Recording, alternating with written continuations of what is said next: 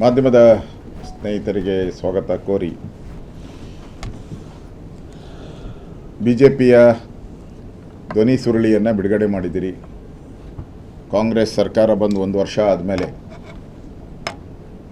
ರಾಜ್ಯದ ಜನಗಳ ಮೇಲೆ ತೆರಿಗೆ ಭಾರವನ್ನು ಹೇರಿರ್ತಕ್ಕಂಥದ್ದು,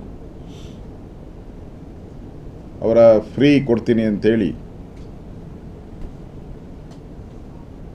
ಜನಗಳ ಮೇಲೆ ತೆರಿಗೆ ಹಣ ಹಾಕಿ ಅವರ ಜೋಬಿಂದನೇ ದುಡ್ಡು ವಸೂಲಿ ಮಾಡಿ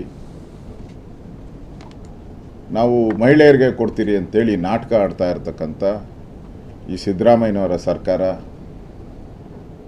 ಇವತ್ತು ಬಟಾ ಬಯಲಾಗಿದೆ. ಜನಕ್ಕೆಲ್ಲ ಅರ್ಥ ಆಗ್ಬಿಟ್ಟಿದೆ.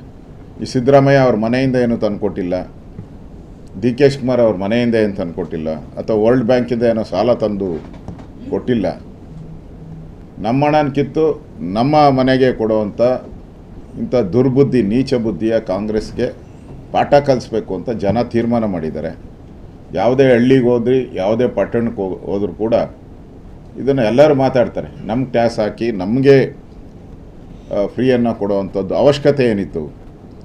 ಅದರ ಬದಲಾಗಿ ಶಾಲೆಗೆ ಹೋಗೋ ಮಕ್ಕಳಿಗೆ ಬಸ್ ಫ್ರೀ ಮಾಡಬೇಕಾಯಿತು, ಆಸ್ಪತ್ರೆಗಳಲ್ಲಿ ಮೆಡಿಸನ್ನನ್ನು ಕೊಡಬೇಕಾಯಿತು, ಶಾಲಾ ಕಟ್ಟಡಗಳನ್ನು ಕಟ್ಟಬೇಕಾಯಿತು, ಆಸ್ಪತ್ರೆಗಳನ್ನು ಕಟ್ಟಬೇಕಾಯಿತು.